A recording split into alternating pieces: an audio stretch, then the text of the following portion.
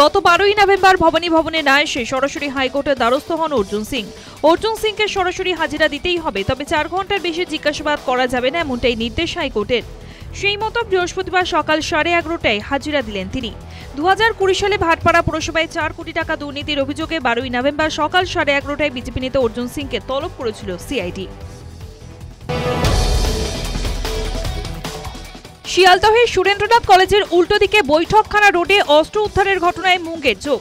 বিহারের মুঙ্গেরে হানা পুলিশের। বিহারের মুঙ্গেরে এসটিএফ এর তরফে অভিযান চালিয়ে অস্ত্র তৈরির সরঞ্জাম পাওয়া গিয়েছে। উদ্ধার বিপুল পরিমাণ অস্ত্র। কলকাতা পুলিশের এসটিএফ এবং বিহার পুলিশের এসটিএফ এর যৌথ অভিযানে বিহারের মুঙ্গেরে বেআইনি অস্ত্র কারখানার হদিশ। সবজির দাম উত্তরোত্তর বেড়েই চলেছে। আলু, পেঁয়াজ, আদা, রসুন, কাঁচা লঙ্কা থেকে কাঁচা সবজি সমস্ত কিছুরই দাম ঊর্ধ্বমুখী। শুধু সবজি নয়, মাছ, মাংস সমস্ত কিছুর দামই বেশি। বাজারগুলিতে টাস্কফোর্সের সদস্যরা বারবার অভিযান চালাচ্ছেন। উত্তর থেকে দক্ষিণ কলকাতা সমস্ত বাজারগুলিতে বেড়েছে পেঁয়াজের দাম। সেই দাম নিয়ন্ত্রণের জন্যই চেষ্টা চালানো হচ্ছে। মাদক কারবারে বড়সড় সাফল্য পেল মালদা পুলিশ। প্রায় 50 লক্ষ টাকার মাদক সহ 2 কারবারিকে গ্রেফতার করেছে মালদার গাজল থানার পুলিশ। এসটিএফ এর সঙ্গে যৌথ অভিযান করে 34 নম্বর জাতীয় সড়কে এই মাদক উদ্ধার করা হয়।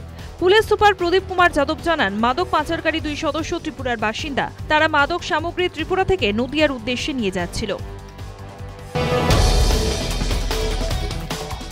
8 জন বাংলাদেশিকে গ্রেফতার করল খড়দহ থানার পুলিশ। পুলিশ সূত্রের খবর, বাংলাদেশ থেকে আসা বেশ কিছু মানুষ যাদের কোনো বৈধ নথি নেই, তারা খড়দহ থানার অন্তর্গত বিভিন্ন অঞ্চলে বসবাস করছে।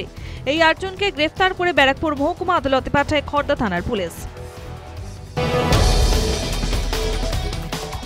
গত কয়েকদিন ধরে ক্যানিং মহকুমা ব্লাড ব্যাংক রক্ত শূন্যতায় ভুগছে। সেই কারণে সমস্যায় পড়েছেন থ্যালাসেমিয়া আক্রান্ত রোগীরা। সরকারি হাসপাতালের রক্ত সংকট মেটাতে এগিয়ে এলেন গ্রামীণ চিকিৎসকরা। প্রোগ্রেসিভ গ্রামীণ চিকিৎসক সমিতির তরফ থেকে 25 জন রক্তদাতা বৃহস্পতিবার দুপুরে ক্যানিং মহকুমা হাসপাতালের ব্লাড ব্যাংকে এসে রক্তদান করেন। নন্দীগ্রাম বিধানসভার রতনপুরে নন্দীগ্রাম বিধানসভা সমবায় সমিতিগুলো নিয়ে সমবায় সপ্তাহ উদযাপন। উপস্থিত ছিলেন শুভেন্দু অধিকারী। সেখানে তিনি বলেন, আরজিকর কাণ্ডের পর কোনো মহিলা মমতা ব্যানার্জিকে ভোট দেবেন না। কেবলমাত্র মুসলিমদেরকে ভুল বুঝিয়ে রেখেছেন। শিক্ষিত মুসলিমরা বেরিয়ে আসতে চাইলেও বেরোতে পারছেন না।